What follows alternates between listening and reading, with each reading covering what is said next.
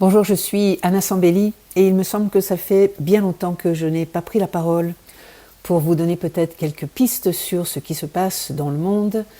dans le ciel et peut-être aussi dans vos vies. Vous savez que dernièrement, 3 planètes transpersonnelles qui sont vraiment des planètes de modification à tous les niveaux de l'être, qui sont Uranus, Neptune et Pluton, ont changé de signe quasiment toutes en même temps, ce qui n'arrive jamais, comme si tout d'un coup elles permettaient à un nouveau cadre, peut-être à un nouveau monde, de se mettre en place, et peut-être que vous avez besoin de voir à quel endroit est-ce que ce nouveau monde va vous solliciter en facile et en moins simple. Donc Pluton est passé dans le signe du Verseau, donc c'est la planète de la mort, de la régénération, de la transformation. Elle est passée dans le signe de l'humanité, mais le signe du Verseau est aussi le signe des technologies. C'est pour ça que vous n'arrêtez pas d'entendre parler des IA, et vous vous doutez bien que comme on est parti pour 20 ans, il n'y a pas forcément que des choses à craindre de cette IA, mais aussi certainement une grande avancée aussi pour l'humanité. À nous de voir comment ça va se développer pendant ces 20 ans.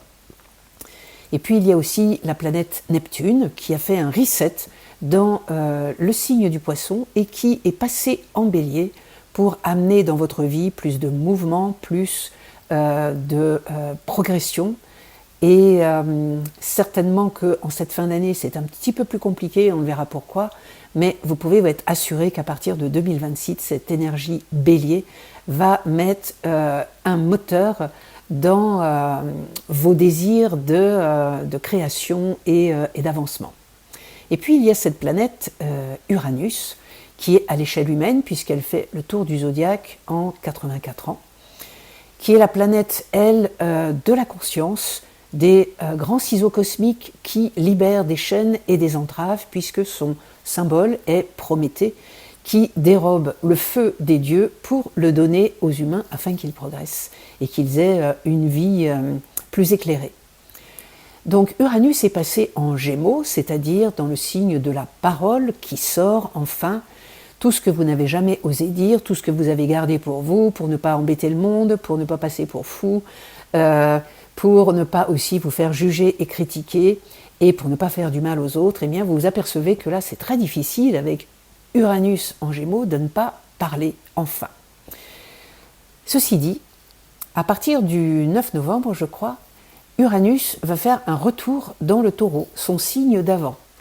Comme si tout d'un coup, vous alliez être confronté à la tentation de revenir en arrière, peut-être de vous réassocier à vos vieux conditionnements, vos vieux schémas, et peut-être que le Taureau vous ramène à qu'est-ce qui me sécurise, comment est-ce que je pourrais rester sur des choses connues, alors que passer dans le signe du Gémeaux et la parole, eh bien, on ne sait pas où va nous amener la parole créatrice. Donc peut-être que vous allez avoir à regarder d'ici la fin de l'année en quoi est-ce que vous restez conservateur, en quoi vous vous attachez encore à vos petites sécurités, et puis peut-être vous poser la question de quoi je me gave.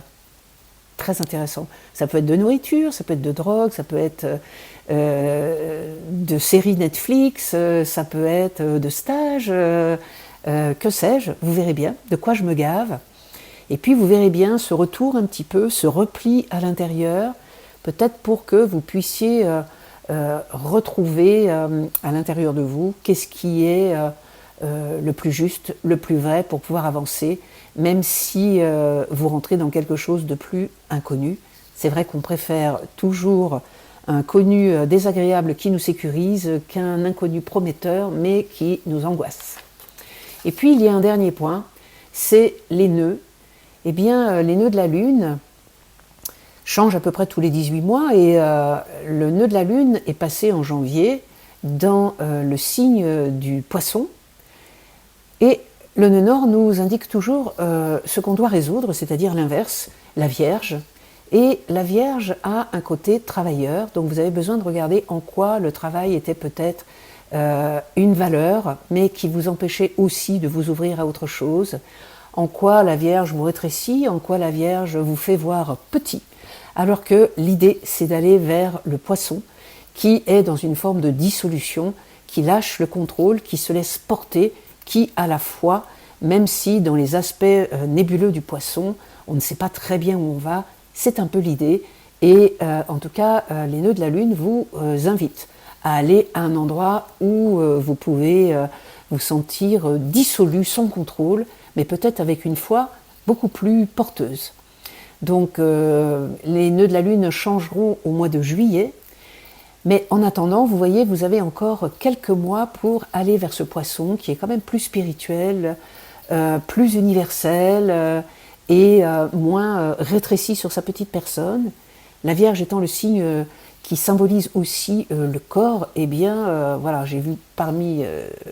beaucoup de ma clientèle des personnes qui ont marqué les émotions dans le corps par le retour de maladies, de difficultés. Donc sachez que, voilà, c'est un peu l'épreuve de la foi, même si vous avez une maladie, sachez que l'idée c'est d'aller vers garder la foi.